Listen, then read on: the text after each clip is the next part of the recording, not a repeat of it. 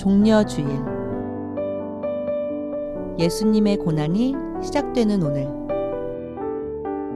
우리는 예수의 부활을 꿈꿉니다. 희열엔 나. 예수님으로 행복한 교회, 행복한 사람들.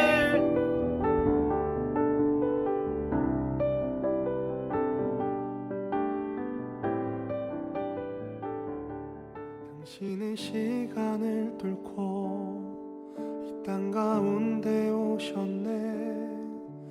우리 없는 하늘 원치 않아 우리 삶에 오셨네. 자신의 편안 버리고 우리에게 평안 주셨네. 가장 낮은 자의 모습으로 우리 삶에 오셨네.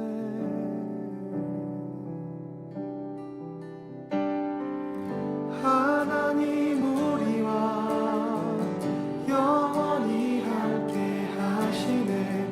꿈 없는 우리에게 그 나라 보여주시네. 연약한 자들의 친구가 되어주시고 힘없는 우리의 인생을 위로하시네.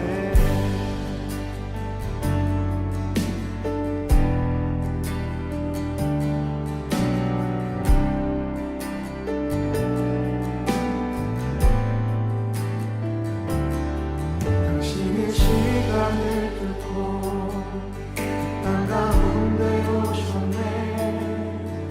우리 없는 하늘 원치 않아 우리 삶에 오셨네. 자신의 편안 버리고 우리에게 평안 주셨네. 가장 낮은 자의 모습으로 우리 삶에 오셨네. 하나님 우리와 영원히 함께 하시네. 꿈 없는 우리의 그 나라 보여주시네. 연약한 자들의 친구가 되어주시고 힘없는 우리의 인생을 위로하시네.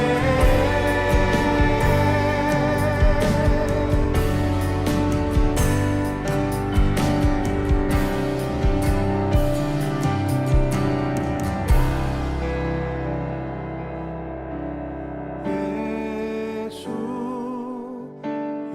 이곳에 우리와 함께 영원히. 예수 이곳에 우리와 함께 영원히.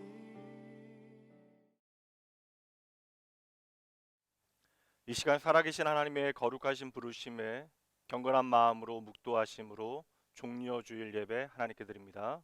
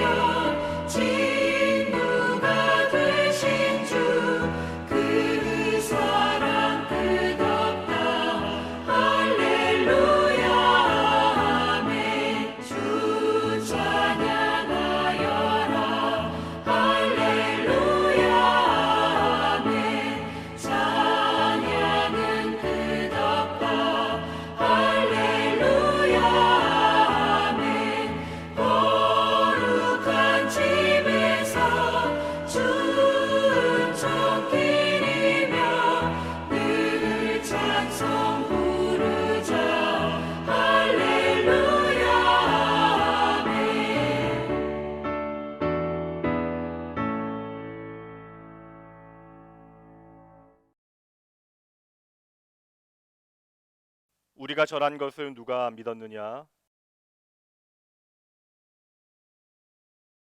그는 주 앞에서 자라나기를 연한 순 같고 마른 땅에서 나온 뿌리 같아서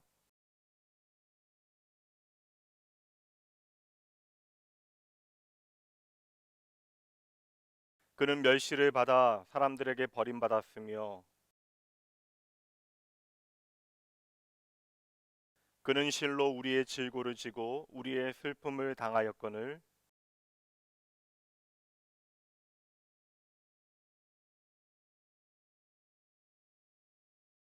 그가 찔림은 우리의 허물 때문이요 그가 징계를 받음으로 우리는 평화를 누리고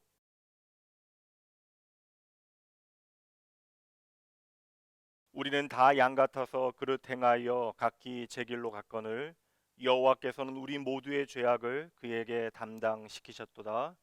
아멘. 전능하사 천지를 만드신 하나님 아버지를 내가 믿사오며 그 외아들 우리 주 예수 그리스도를 믿사오니 이는 성령으로 잉태하사 동정녀 마리에게 나시고 본디오 빌라도에게 고난을 받으사 십자가에 못 박혀 죽으시고 장사한 지 사흘 만에 죽은 자 가운데서 다시 살아나시며 하늘에 오르사 전능하신 하나님 우편에 앉아 계시다가 저희로서 산자와 죽은 자를 심판하러 오시리라. 성령을 믿사오며 거룩한 공예와 성도가 서로 교통하는 것과 죄를 사하여 주시는 것과 몸이 다시 사는 것과 영원히 사는 것을 믿사옵나이다. 아멘.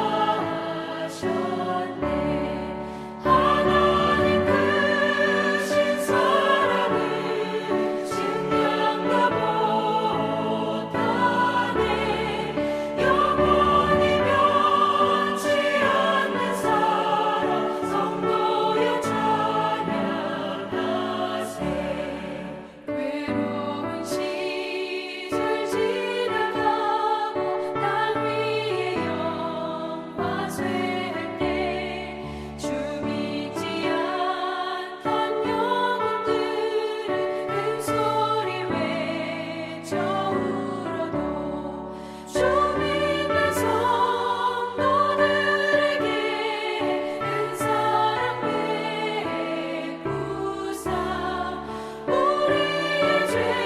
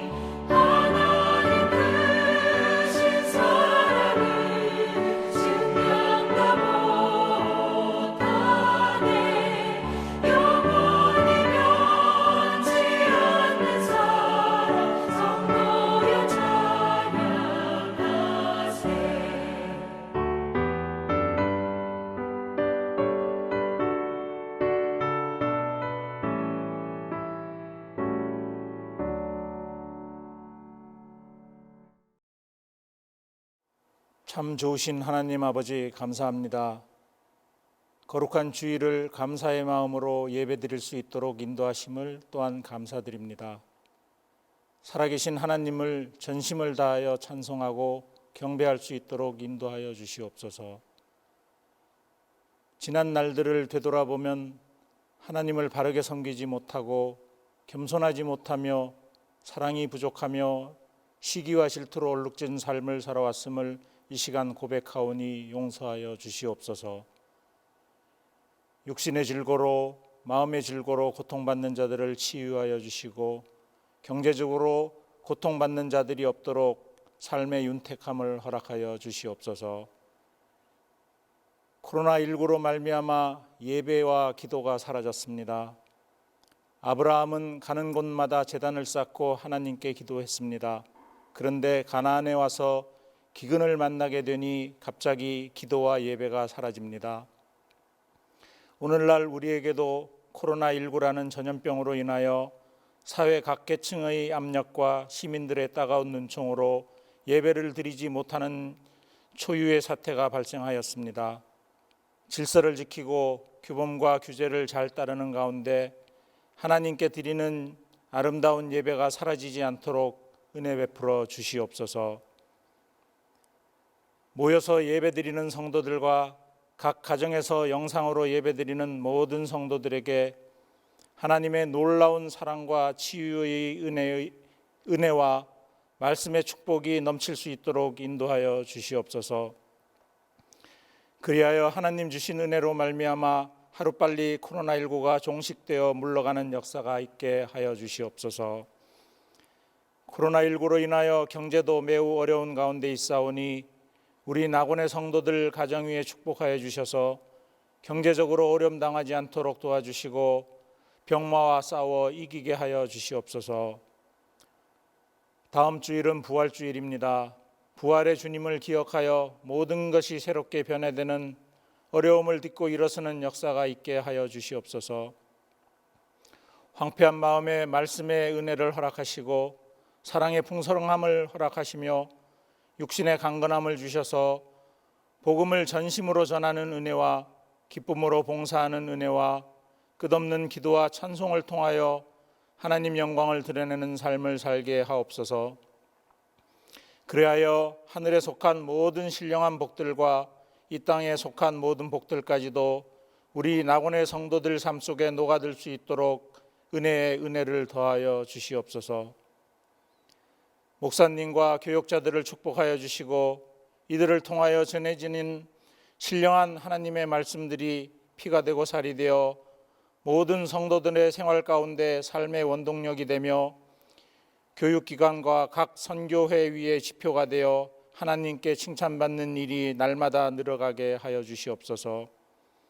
오늘도 목사님을 통하여 전해지는 말씀 위에 은혜를 더하여 주셔서 세상에 나가 생활할 때 승리의 미끄럼이 되게 하시고 사랑을 실천하며 나누어 주는 역사가 있게 하여 주시옵소서.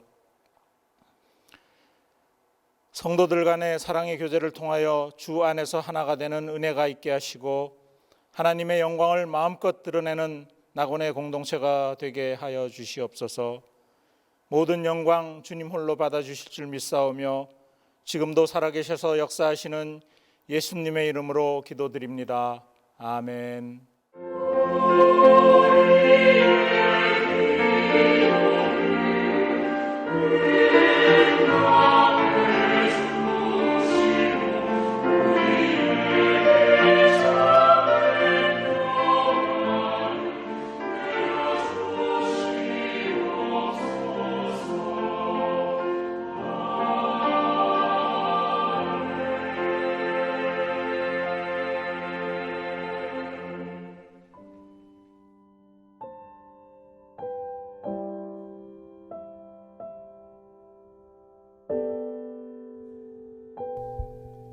예수님으로 행복한 교회, 행복한 사람들.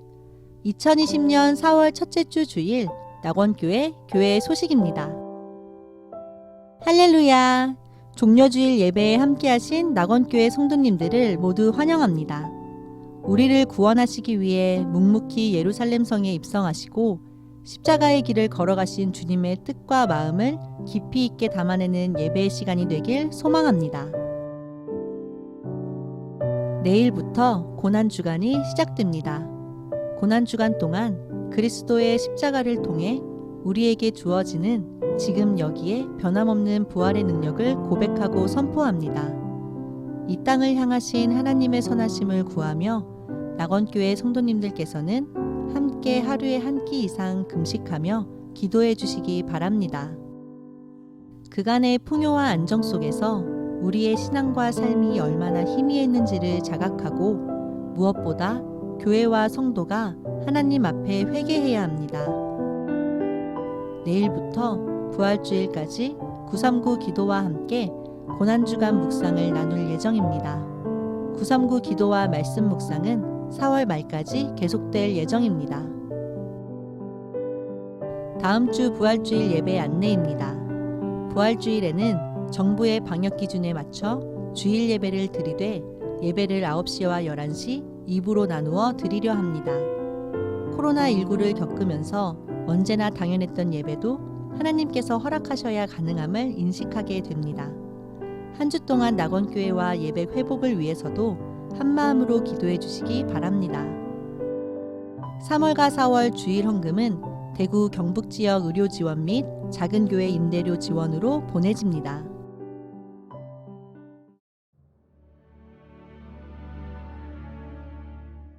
오늘 우리에게 주시는 하나님의 말씀입니다.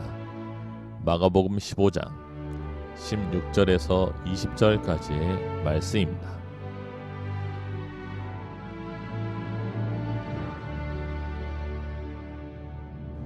군인들이 예수를 끌고 브라이토리온이라는 뜰 안으로 들어가서 온 군대를 모으고 예수에게 자색옷을 입히고 가시관을 엮어 씌우고 경례하여 이르되 유대인의 왕이여 평안할지어다 하고 갈대로 그의 머리를 치며 침을 뱉으며 꿇어 절하더라.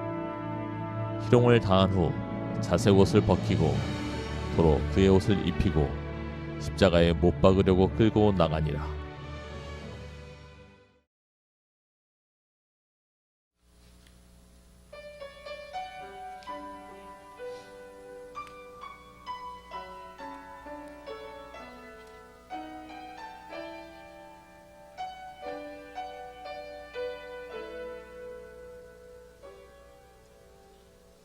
하나님이 날 참 사랑하시네.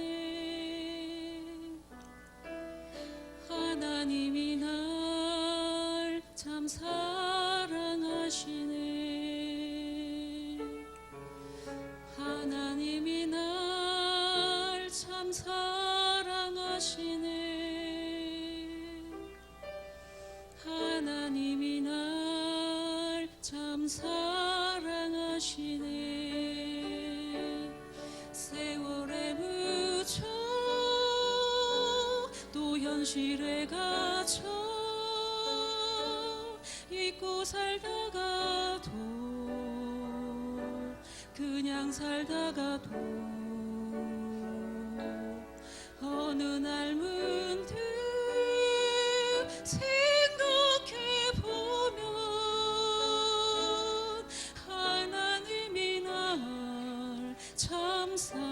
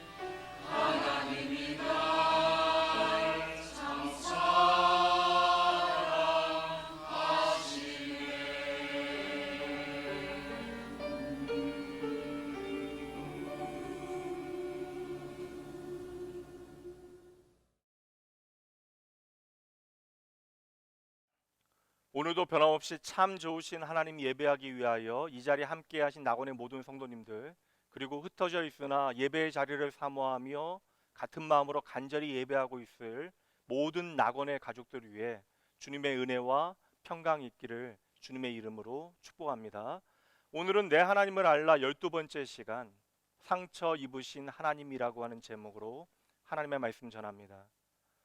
오늘은 고난 주간의 시작을 알리는 종려 주일입니다. 바로 이날에 예수님께서는 마지막 일주일을 보내시기 위하여 예루살렘에 들어오게 되어지셨는데, 바로 이때에 백성들의 환호 소리에 온 성이 소동하였다라고 말씀합니다. 예수님께서 들어오셔서 땅이 흔들릴 정도로 온 성에 야단이 났다라는 것인데, 이처럼 온 성이 소동하였다라고 하는 것을 우리가 이해할 수 있는 표현으로 설명해 보자면, 마치 2002년 한일 월드컵에서 우리가 이탈리아 전에 역전골을 터뜨렸을 그때에 말 그대로 미친 듯이 사람들이 소리 지르고 모르는 사람들과 얼싸안고 울고불고 태극기를 흔들어대고 태극기가 없으면 옷을 벗어 흔들어대며 거리를 질주하였던 바로 그 풍경을 생각하시면서 예루살렘의 광경을 그려보시면 여러분들 이해하시는 데 도움이 될 듯합니다. 이제 코앞으로 다가오게 되어진 국회의원 선거 때에 바람을 일으키고 싶은 후보들이 많이 있을 터인데, 바로 지금 예루살렘 성 안에는 예수님의 바람이 광풍과 같이 불어 닥친 것이죠. 이처럼 지금 예루살렘 성 안에는 예수님을 향한 환호 소리가 가득 채워져 있지만, 실상 이 장면은 세상에서 가장 슬픈 왕의 입성을 우리에게 보여주고 있습니다. 지금 자기 백성에게 죽임당하기 위하여 만왕의 왕께서 가장 초라한 모습으로 이 죽음의 도시를 향하여 들어오고 계시기 때문에 그러합니다. 성도 여러분, 이 종려주일의 아이러니, 이 이율배반 가운데 복음의 참된 의미가 무엇인지를 여러분 발견해내셔야 합니다. 예수님의 이 마지막 일주일이 없다면 기독교는 정말 아무것도 아니에요. 모든 것이 헛것이 되어지는 것입니다. 바로 복음의 능력과 그 복음의 실제가 바로 예수님의 마지막 일주일의 결론과 같이 담겨지고 우리에게 주어지는 것이죠. 그러므로 저와 여러분의 결정적인 신앙 고백은 이와 같이 고백되어질 수 있습니다. 예수님께서 나를 위하여 십자가에서 죽으셨다라고 하는 사실을 나는 믿습니다. 여러분, 이러한 고백이 오늘 우리에게 없다면 우리의 삶도 헛것이 되어지는 것입니다.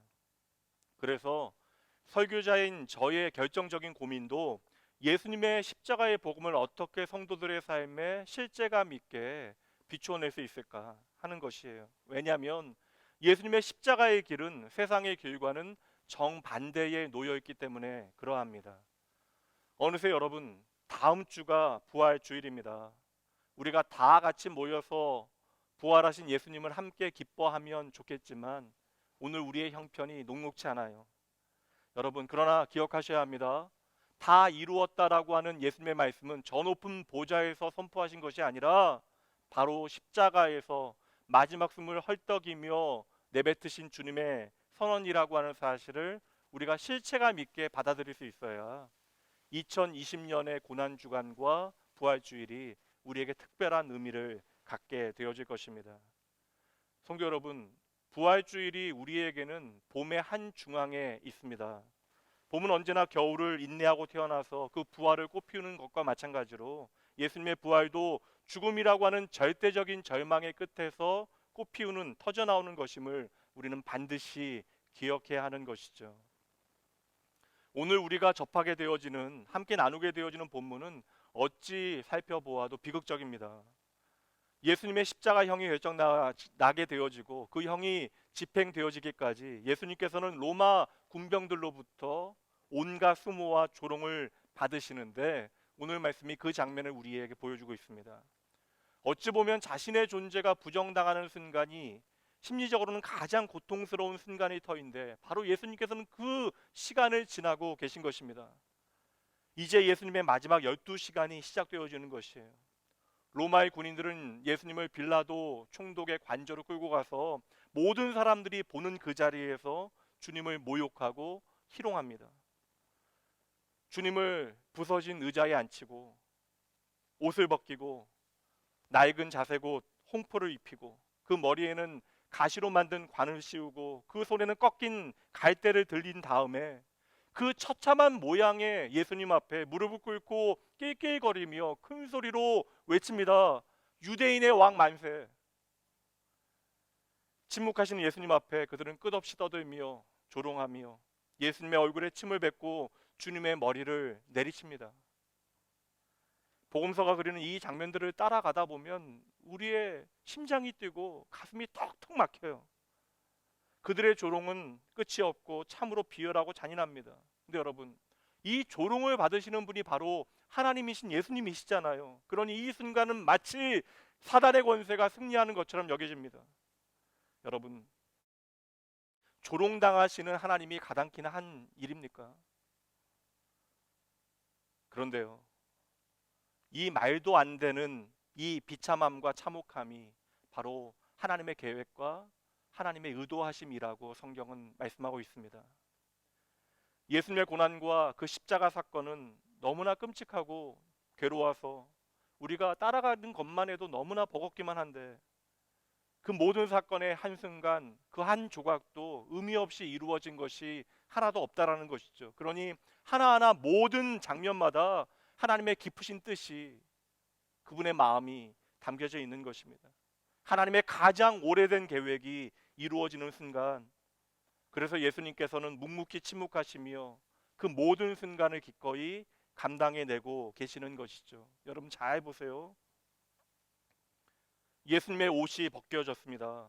의도적으로 주님께 수모와 멸시를 주기 위하여 행한 것이죠. 여러분 생각해 보세요. 수만의 사람들이 모여 있는 그 가운데 자신의 옷이 강제로 벗겨지는 그 수치와 모멸감을 왜 하나님이신 예수님께서 감당하셔야만 하는 것입니까?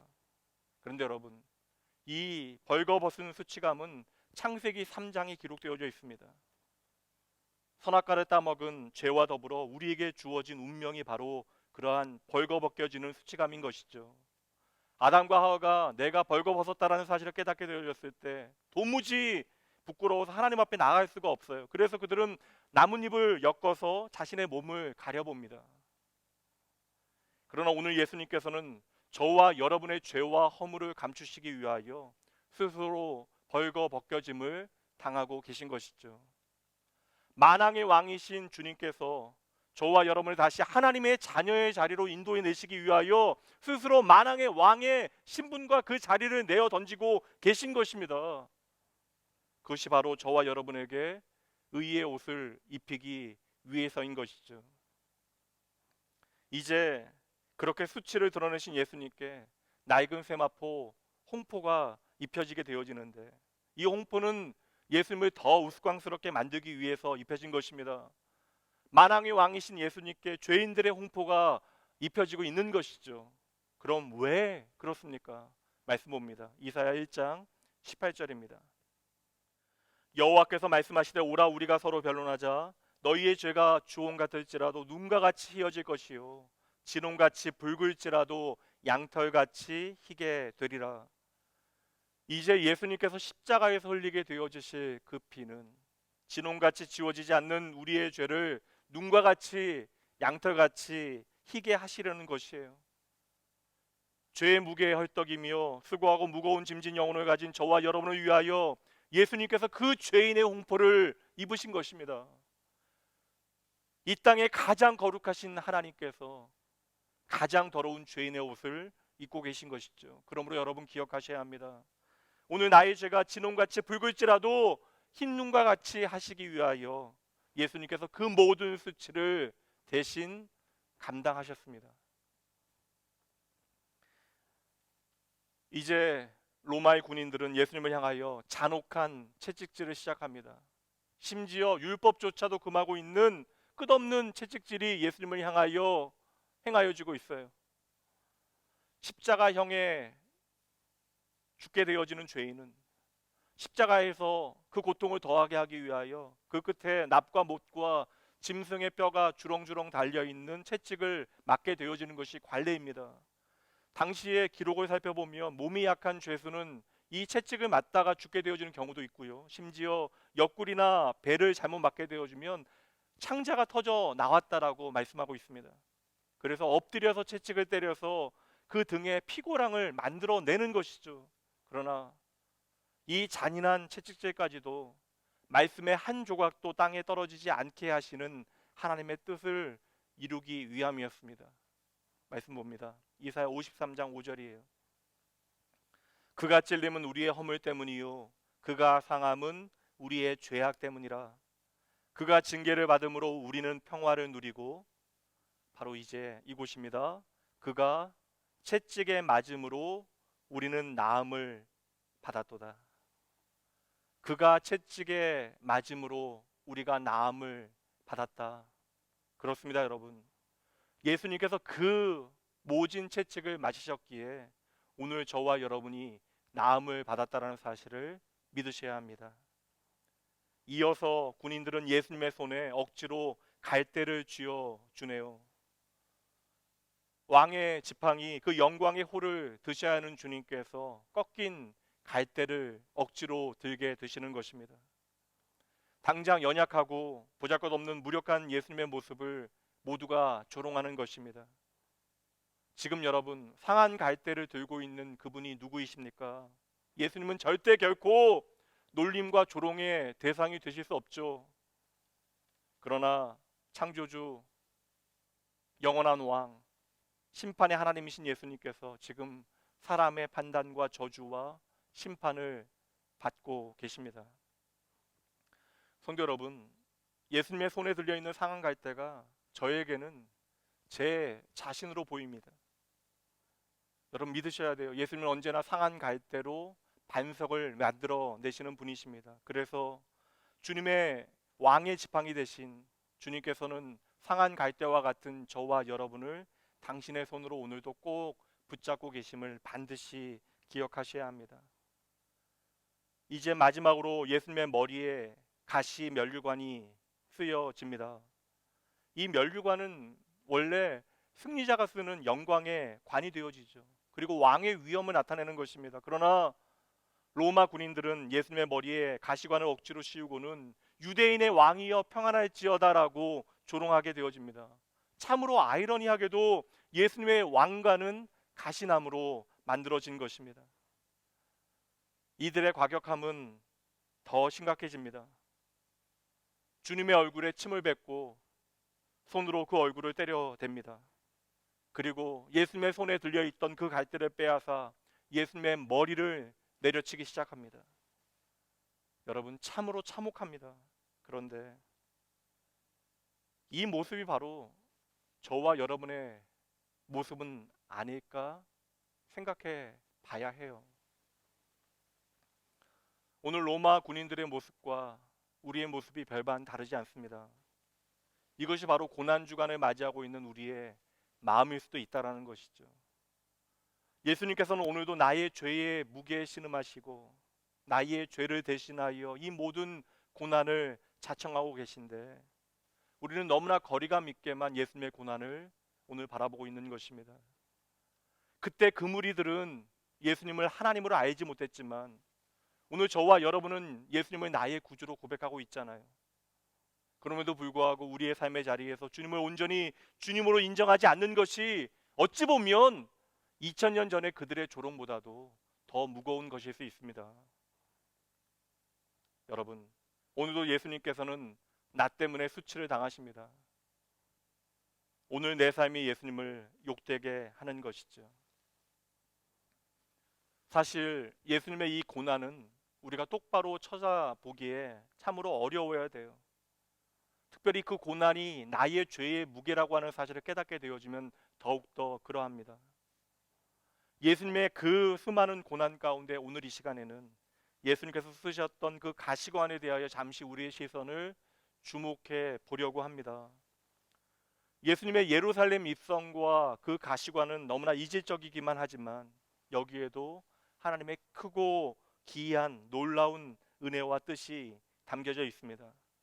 첫째, 예수님께서 쓰신 그 가시관은 속죄의 면류관이 되어졌습니다.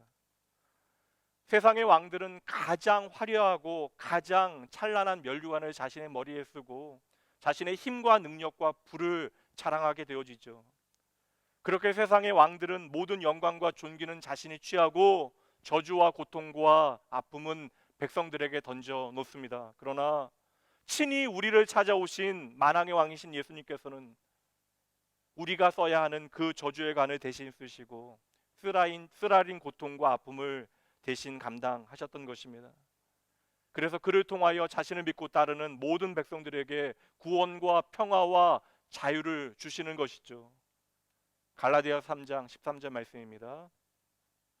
그리스도께서 우리를 위하여 저주를 받은 바 되사 율법의 저주에서 우리를 속량하셨으니 기록된 바 나무에 달린 자마다 저주 아래에 있는 자라 하였습니다. 우리말 성경에 보면 저주를 받은 바 되사라고 되어 있습니다. 그런데 헬라어 원문에 보면 예수님께서 저주 자체가 되셨다, 예수님께서 저주 덩어리가 되셨다라고 기록하고 있어요. 그렇다면 여러분, 예수님께서 당하신 그 저주가 무엇입니까? 신명기 28장으로 가봅니다. 내가 만일 내 하나님 여호와의 말씀을 순종하지 아니하여 내가 오늘 내게 명령하는 그의 모든 명령과 규례를 지켜 행하지 아니하면 이 모든 저주가 내게 임하여 내게 이를 것이니 내가 성읍에서도 저주를 받으며 들에서도 저주를 받을 것이요 또 내 광주리와 떡반죽 그릇이 저주를 받을 것이요 내 몸의 소생과 내 토지의 소산과 내 소와 양의 새끼가 저주를 받을 것이며 내가 들어와도 저주를 받고 나가도 저주를 받으리라.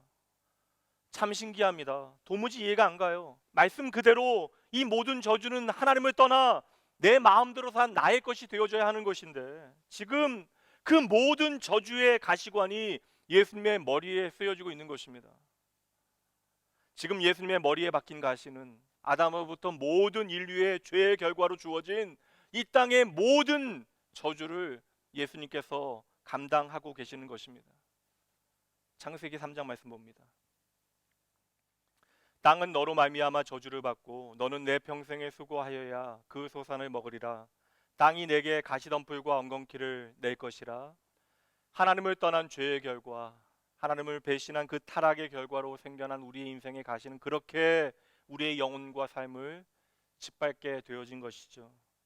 이처럼 우리의 인생의 모든 가시는 인생에 어쩔 수 없는 비극적인 운명을 의미하지만 지금 예수님께서 가시로 만든 그 가시관을 저와 여러분을 대신하여 쓰셨기에 이제는 그 가시관이 속죄의 면류관, 용서의 면류관, 구원의 면류관이 되어진 것입니다. 그러므로 오늘 저와 여러분은 가시관을 쓰신 예수님을 바라보며 우리의 믿음을 고백해내야 하는 것이죠. 당신께서 그 아픈 가시관을 쓰셨기에 내게는 속죄의 면류관이 씌워졌습니다. 당신께서 그 저주의 가시관을 쓰셨기에 내게는 용서의 면류관이 씌워졌습니다. 당신께서 그 고통의 면류관을 쓰셨기에 이제는 내게 사랑과 은혜의 면류관이 씌워졌습니다. 이 고백이 오늘 여러분 모두의 고백 되어져야 합니다. 둘째, 예수님의 머리에 깊은 상처를 입혔던 그 가시관은 이제 저와 여러분의 모든 상처를 치유하는 능력이 되어집니다. 가시 면류관은 크고 작은 가시, 굵고 가는 가시로 만들어집니다. 그렇게 수많은 가시들이 지금 예수님의 머리를 사정없이 찌르고 파고들고 있는 것이죠. 그때 군인들은 막대기를 들어 예수님의 머리에 쓰여진 그 가시관을 내려칩니다. 그때 거친 가시들이 예수님의 살을 찢고 더 깊이 박혀 들어갑니다. 성도 여러분, 우리의 삶에도 나를 아프게 하는 가시들이 얼마나 많이 있습니까? 가정에도 직장에도 나를 아프게 하는 가시들이 있고 만나는 사람마다 그들의 가시로 나를 찔러댑니다. 그래서 우리의 인생에 수도 없는 가시로 인한 상처들이 남게 되어진 것이죠. 물론 그 중에는 이미 잊혀진 상처들도 있지만 여전히 오늘도 잊을 수 없고 지워지지 않은 상처들이 남아 있습니다. 쓴뿌리와 같이 남아진 그 가시와 같은 상처들이 나를 힘들게 만들고 또 내가 용서받지 못했다라고 하는 죄책감과 정죄의식이 또 다른 가시가 되어져서 매일같이 나를 찔러대고 또 다른 사람들을 아프게 하고 있는 것입니다. 사랑의 상처, 배신의 상처, 말 한마디 눈짓 하나에 왜 그렇게 내 마음이 아파하게 되어지는지, 하나님의 부르심에 그 귀한 사역을 감당하다가도 우리가 상처받게 되어지고 심지어 목사가 목회를 하다가도 가시에 찔려 울게 되어지는 때가 있습니다. 그뿐만이 아니에요. 내 안에 불안과 근심, 걱정과 염려, 불만과 억울함, 그렇게 수많은 내 안의 내적인 갈등들이 또 다른 가시가 되어져서 내 마음과 영혼을 끊임없이 찔러서 피가 흘러가게 만드는 것이죠. 그래서 오늘도 우리는 그 찔린 상처 때문에 아파하고 괴로워하고 있는 것입니다. 여러분, 우리의 찢기고 상한 심령을 치료할 수 있는 곳은 이 세상에 결코 없습니다. 오직 십자가 위에서 가시면류관을 쓰고 흘리신 그 주님의 진한 보혈만이 우리의 과거와 오늘과 내일의 모든 상처를 치유함을 믿으셔야 합니다. 2000년 전에 예수님의 머리에 깊은 상처를 만들었던 그 가시가 이제는 저와 여러분의 상처를 치료하게 되어지는 하나님의 능력이 되어지는 것이죠. 그러니 여러분, 오늘 가시관을 쓰신 주님 앞에 제대로 고백해내셔야 해요. 주님께서 가시에 찔리심으로 우리가 나음을 입었습니다. 이처럼 상처 입은 치료자 되신 예수님께서 우리의 완벽한 치료자가 되시는 거예요. 이처럼 상처 당하신 주님만이 우리의 모든 절망을 바꾸시는 위로자가 되어지시는 것입니다. 그러므로 우리가 주님 앞에 나의 상처를 드러내기만 하면 주님은 언제나 피 묻은 손으로, 그 못 박힌 손으로 나를 어루만져 주시는 것이죠. 단 하나만 기억하시면 됩니다. 있는 모습 그대로 이제 나를 치유하실 수 있는 주님 앞에 나아가시기만 하면 되는 거예요. 내가 오늘 아프다는 사실을 인정하고 나를 살리시고 나를 고치시고 나를 회복하실 주님을 믿고 주님 앞에 나아가시기만 하면 되는 것입니다. 주님을 따른다라고 하는 오늘 우리의 삶에도 가시가 있어요. 그 가시로 인한 상처가 있습니다. 그렇다면 더욱더 우리는 나의 상처를 치유하시는 가시관을 쓰신 주님을 기억해내야 하는 것입니다. 주님께서 내 대신 그 고난의 가시관을 쓰시고 우리의 삶에 영광의 면류관을 만들어내고 계십니다. 여러분, 그 누가 가시관을 좋아하겠습니까? 내 삶에 가시를 원하는 사람이 누가 있겠어요? 반갑지 않은 손님이 아니라 아예 없으면 좋은 것이죠. 그러나 하나님께서 때때로 우리의 삶에 모든 가시를 막아주지 아니하시고 때로는 그 무엇을 허용하신다면 거기에는 분명한 이유가 있습니다. 우리의 삶에 그 가시를 통하여 우리의 삶에 하나님의 영광을 비춰내시기 위하여, 그 가시를 통하여 우리의 삶에 하나님의 면류관을 만들어내기 위함임을 여러분 믿으셔야 합니다. 이제 셋째, 예수님께서 쓰신 그 가시관이요, 당장은 실패의 가시관처럼 보여지지만 그 가시관이 우리에게는 승리의 면류관이 되어졌습니다. 말씀드린 대로 당장 예수님께서 쓰신 그 가시관은 실패처럼 여겨져요. 그러나 우리는 이미 알고 있습니다. 그 가시관이 결국 예수님께는 승리의 면류관이 되어지죠. 예수님께서는 그 십자가의 죽음을 부활의 영광으로 바꾸어 내십니다. 그러므로 예수님께서는 오늘도 우리의 모든 실패를 대신하여 짊어지십니다. 예수님께서 이 땅에 오시어 공생애를 시작하실 때 첫 번째 행하신 기적을 여러분 기억하십니까?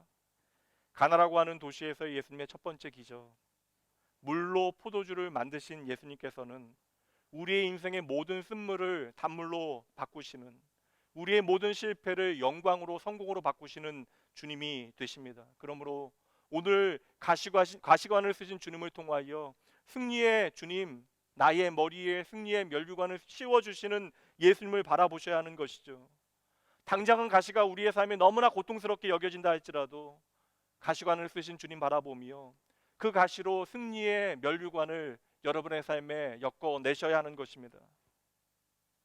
바울 사도는 육신의 가시로 인하여 너무나 괴로워했습니다. 얼마나 힘들면 하나님 앞에 목숨을 걸고 3번이나 기도하였겠습니까? 이처럼 바울 사도는 육신의 가시로 인하여 너무나 괴로워하며 하나님 앞에 매달려 기도했건만 내가 원하는 기도의 응답을 받지 못합니다. 이런 말씀 앞에서 우리는 의문이 생기게 되어지죠. 바울처럼 하나님을 사랑하고 그의 평생을 온전히 하나님 앞에 헌신하였던 사람에게 왜 하나님께서는 그러한 가시의 문제를 해결해 주시지 아니하시는가? 바울 사도를 통하여 인생이 회복되어진 인생들이 얼마나 많이 있습니까? 얼마나 놀라운 기적의 현장에 바울 사도가 그 중심에 서 있습니까? 그런데 바울 사도는 자신의 육신의 가시의 문제를 해결하지 못했다라는 것이죠. 게다가 여러분, 바울 사도는 순회 전도자이고 교회를 책임지는 목회자잖아요. 누구보다도 건강이 필수적이고 중요한 자리에 있습니다. 그런데도 불구하고 바울사도는 평생을 육체의 가시를 가지고 살아가니 납득이 되어지지 않아요. 그러나 결국 바울은 자신의 가시를 면류관으로 바꾸시는 하나님의 지혜를 깨닫고는 감사의 찬양을 하나님께 돌려드립니다. 나의 은혜가 족합니다. 내가 연약할 그때에 하나님의 은혜가 풍성하게 내게 넘쳤습니다. 여러분, 바울 사도에게는 그 가시를 통하여 땅의 보상보다 하나님의 인정을 더 갈망하게 되어졌던 거예요. 도리어 그래서 바울 사도는 평생 그 가시를 자신의 삶에 가지고 오히려 승리하는 믿음의 삶을 살아가게 되어진 것입니다. No cross, no crown. 십자가 없는 영광은 없다. 세상이 말하는 대로 뻔하고 뻔한 자기 개발의 방법론이 아닙니다. 그저 인내의 가치를 말하고 있는 것이 아니에요. 기독교는 말 그대로 십자가의 종교입니다. 그리고 우리는 그 십자가를 통하여 발견하게 되어져요. 그 십자가의 죽음이 끝이 아니라 그 끝은 언제나 하나님의 영광스러운 부활이라고 하는 사실을 우리는 반드시 붙잡아야 하는 것입니다. 그러므로 십자가는 영광입니다. 이 진리는 오늘도 살아있어 우리의 삶을 주장합니다.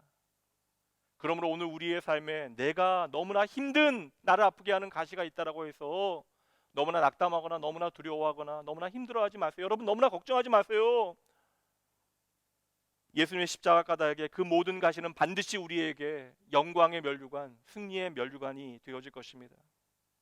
여러분, 한번 차근히 성경이 우리에게 보여주고 있는 믿음의 사람들을 떠올려 보시죠. 아브라함과 요셉과 모세와 다윗과 예수님의 제자들과 신실한 무명의 초대교회 성도들까지 되레 그들은 그 아픈 가시들 때문에 하나님의 영광이 무엇인지를 보게 되어집니다. 그러므로 오늘 우리의 삶에 힘겨운 가시가 있다면 그것은 우리를 복되게 하시려는 하나님 아버지의 마음인 것을 발견해내셔야 돼요. 여러분, 힘들지만 그 가시를 하나님의 은혜로 고백해내십시오.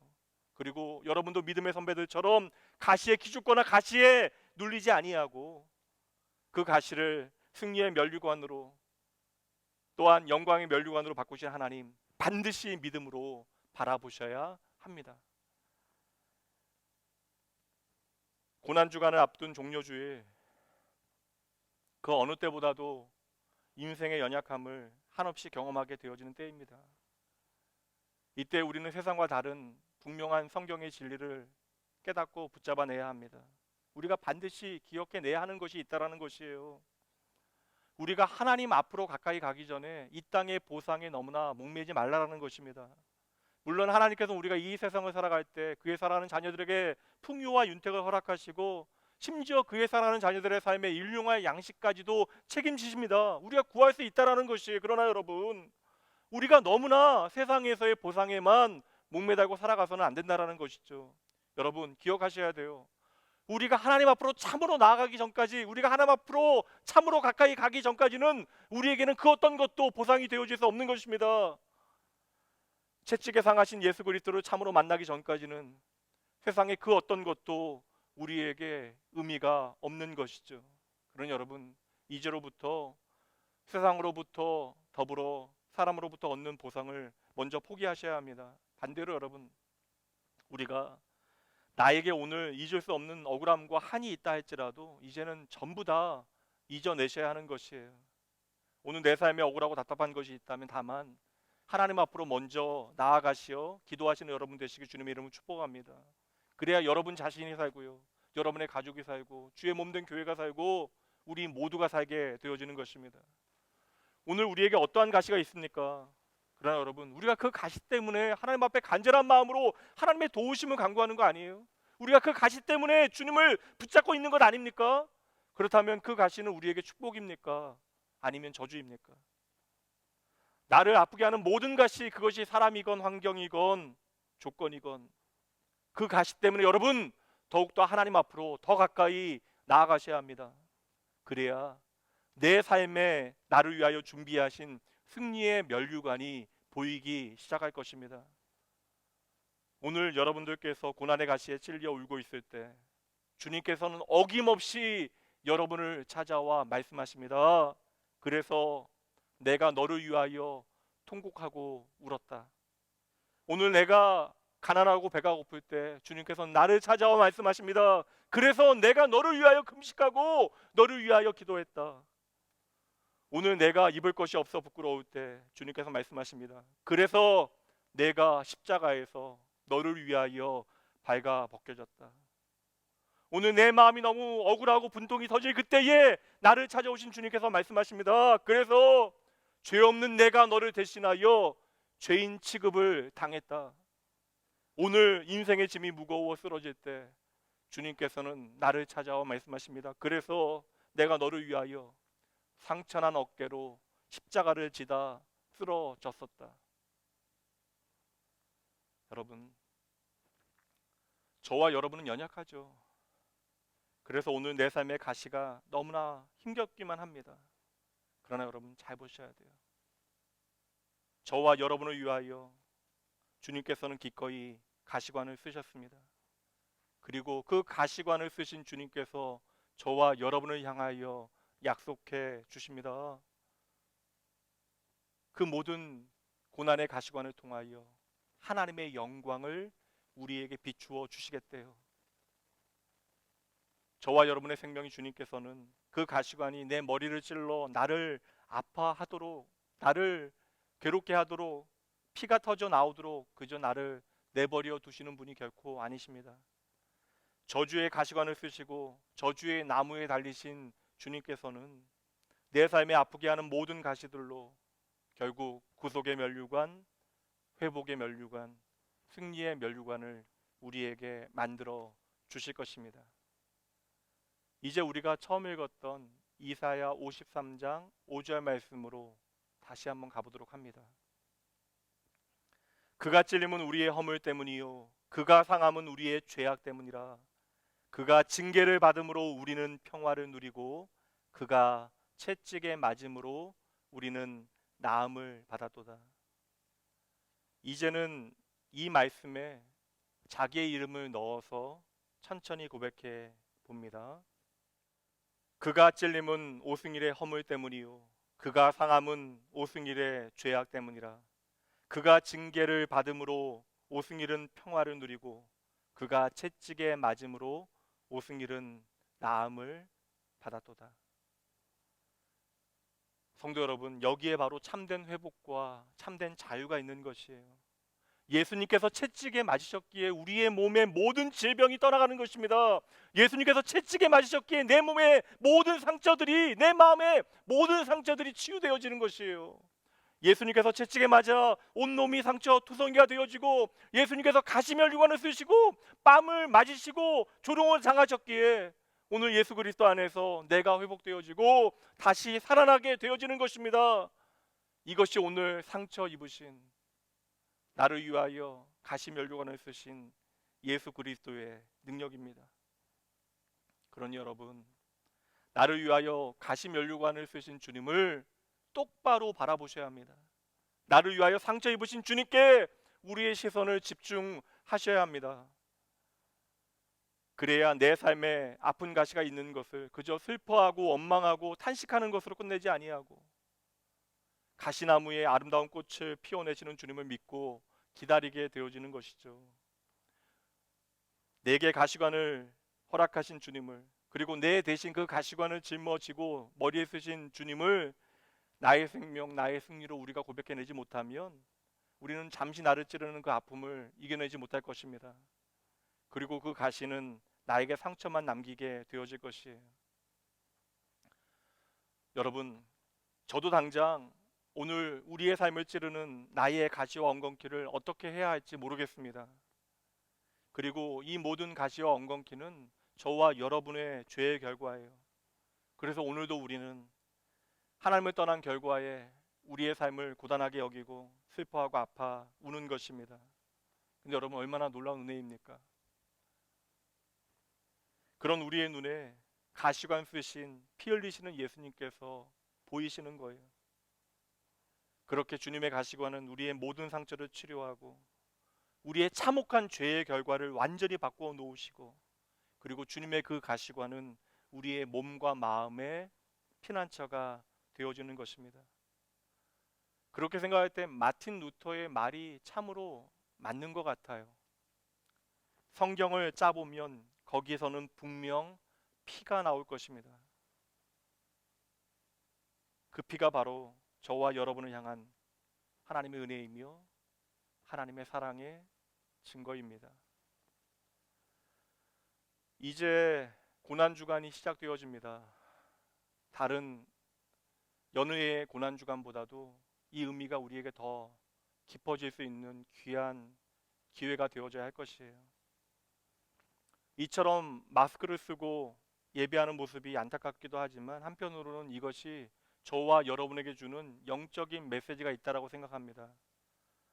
주님 앞에 나와서 주님의 말씀을 들어야 하는 저와 여러분이 어느새 그동안 너무나 내 말만 하고 지내온 것은 아닌가 돌아보셔야 합니다.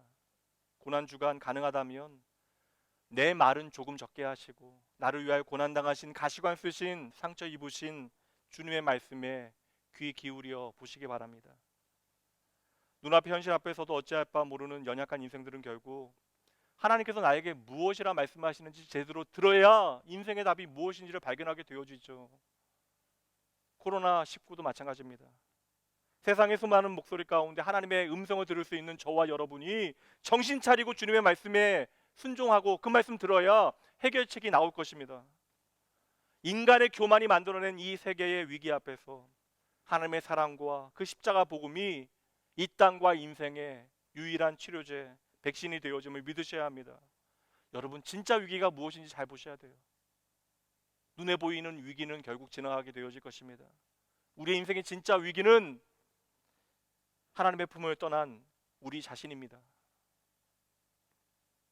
오늘도 그의 사랑하는 자녀의 삶에 모든 가시를 통하여 영광의 면류관을, 모든 위기를 통하여 은혜의 기회를 만들어내시는 하나님 여러분, 반드시 다시 똑바로 만나셔야 합니다.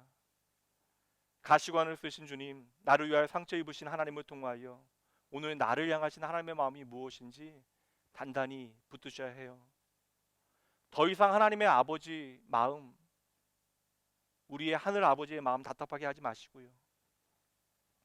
진리를 흉내만 내는 세상에 매일 것이 아니라 저주의 십자가라고 하는 절대적인 위기 앞에서 부활과 생명의 기회를 만들어내시는 아버지 하나님께로 제대로 돌아가시는 여러분 모두가 되어주시길 주님의 이름으로 축복하며 응원합니다. 함께 기도합니다.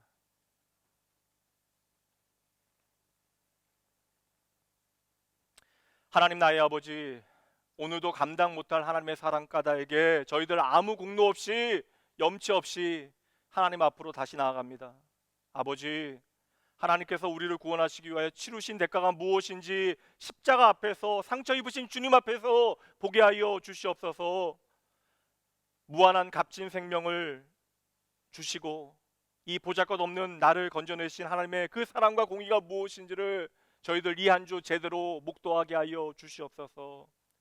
아버지요, 오늘 이 시간에도 나의 구원이 되시기 위하여 주님께서 나를 찾아오십니다. 그저 나의 눈에 보이는 이기적이고 적당한 환대에 그치지 말게 하시고 나의 생명이 되시기 위하여 이 땅에 오신 주님을 온 몸과 마음을 다하여 정성 다하여 맞이하게 하여 주시옵소서.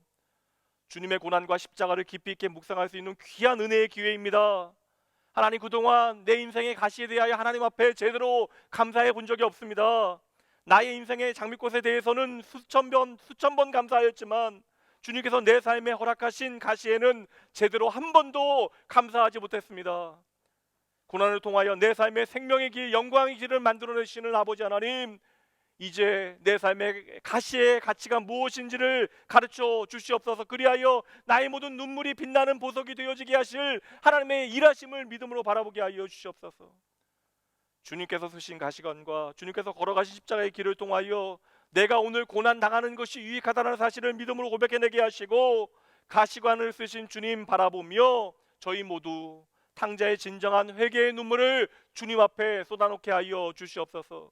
하나님, 어느새 나의 믿음이 희미해지고 나의 기도가 없어지고 나의 찬양이 연약해지고 내 삶이 궁핍해졌다 할지라도 하나님께서는 결코 실패하지 않는 분이시기에 이 시간 그 하나님 앞에 나아가 나의 마음을 온전히 쏟아내길 원합니다. 하나님, 이 한 시간 오직 예수 그리스도의 십자가 바라보며 나아갈 때 다시금 우리 안에 구원의 기쁨을 가득 채워주시고 감사와 기쁨의 고백만이 주님을 향하여 풍성히 고백되어지게 할 수 있도록 주여 역사하여 주시옵소서. 하나님, 다시 한번 이 땅과 아버지 이 나라를 위하여 간절히 기도합니다. 나라와 아버지여 우리에게 주어진 모든 환난 앞에 언제나 먼저 우리의 신앙을 하나님 앞에 점검하게 하시고 오늘도 진실하신 하나님 앞에 하나님의 일하심만을 기대하게 하여 주시옵소서. 무엇보다 믿는 자들이 하나님 앞에 회개할 것이 없는가 먼저 자신을 돌아보게 하시고 마땅히 그리스도인들이 감당해야 할 사명에 충성을 다하여 이 위기를 먼저 영적으로 돌파하는 아버지 믿음의 성도도 되어질 수 있도록 주여 친히 역사하여 주시옵소서. 주여 지혜를 더하시어 속히 백신과 치료제를 개발하게 하시고 오늘 질병으로 고통당하는 이들에게 치유와 회복의 역사로 주여 친히 함께하여 주시옵소서. 모든 것을 합력하여 선으로 만들어내시는 하나님만을 의지하며 성도의 삶에 결코 감사를 놓치지 말 수 있도록 주여 친히 붙들어 주시옵소서. 오늘 상처받으신 예수님의 모습을 통하여 감당하지 못할 하나님의 사랑을 친히 보여주신 나의 생명, 나의 소망, 나의 기쁨 되신 예수님 이름으로 간절히 기도합니다. 아멘. 주 날 사랑하사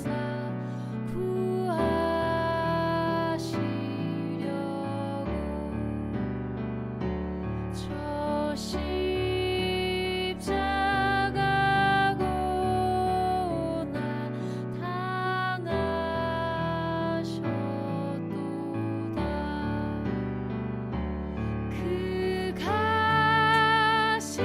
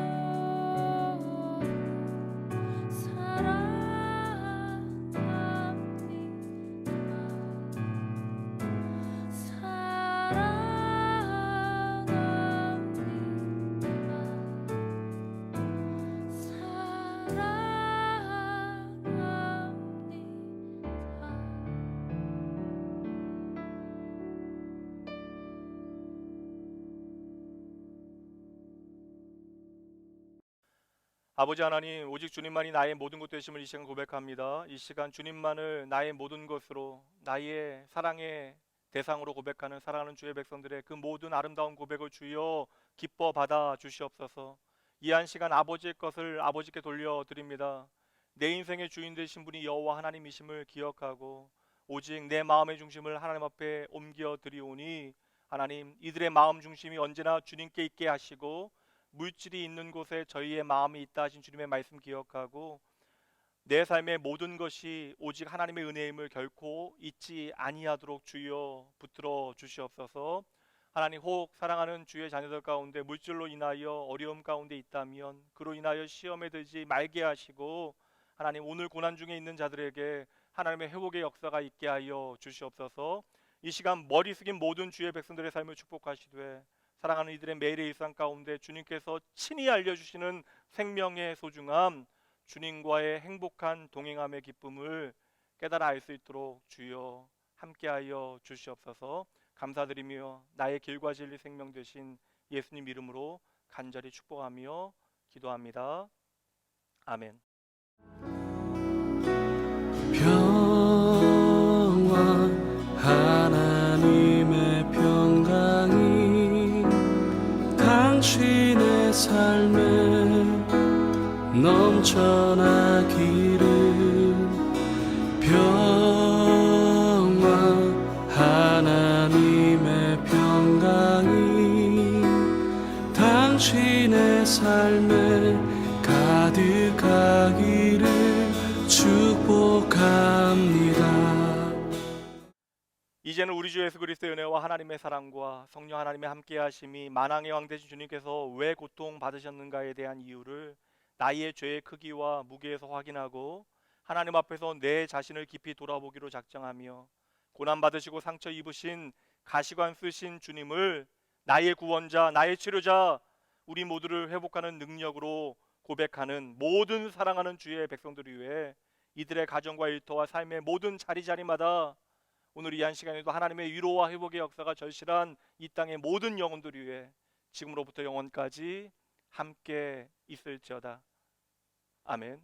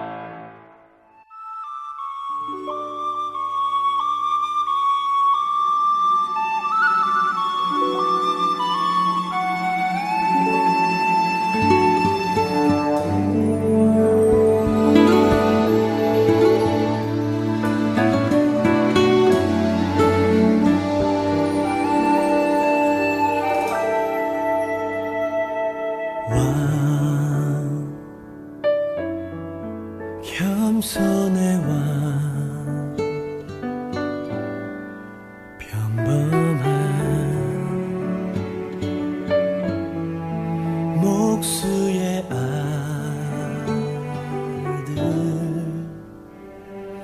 주 종으로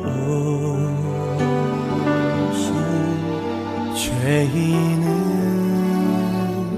섬기신 창조주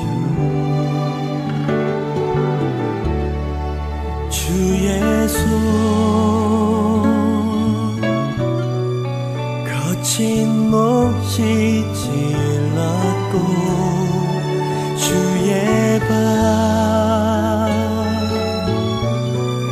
갈보리 오르셨네. 모든 것 내어주신 주님 우리의 발을 씻겼네. 주가 싫어 거역한 우릴 위해 고통당했네. 무엇을 위한 사랑이